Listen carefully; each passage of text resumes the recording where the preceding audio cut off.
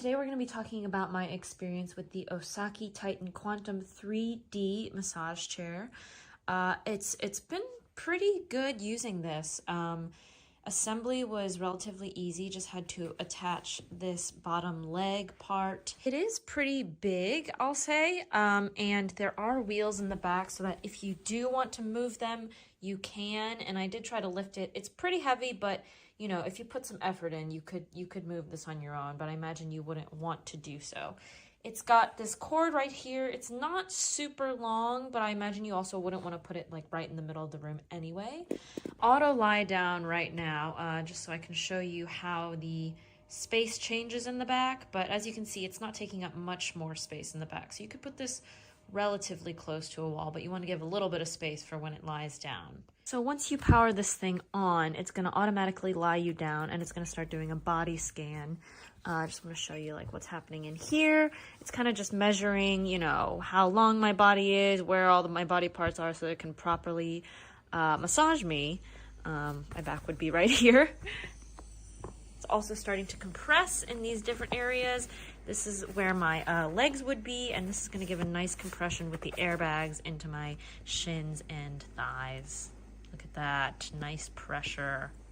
This remote control is attached to the chair, so you can't lose it, and it's got a nice little carrying hole right there. This is where my arms would go. It's also going to give a nice compression when your arms are in there. You don't want to trap them both in there if you're hoping to, you know, scroll or grab a drink or something, because it does compress pretty tightly, so you'd have to wait for it to decompress, which it will go through phases depending on which cycle you choose.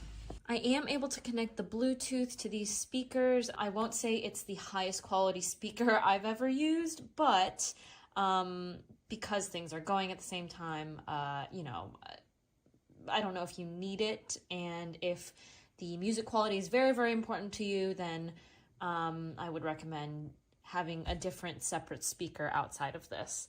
A lot of people are asking about height in this.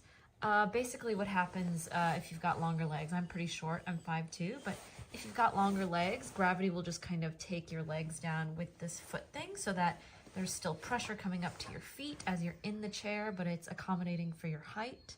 This chair will automatically, when you turn it on, it'll lie you back and do the body scan, and then it will automatically turn on the comfort massage. So you don't really have to do any choosing if you don't want. The comfort massage is pretty comfortable. It's getting into my lower back right now. As you can see, it kind of tracks what it's doing in real time. But if you'd like to choose other options, you can go to menu. You can see all these different options that they're going to give. So we've got auto mode, which is what is on right now, manual mode, air massage, which is going to use these lovely air bags on the sides, and down here, as you can see, it's compressing right now.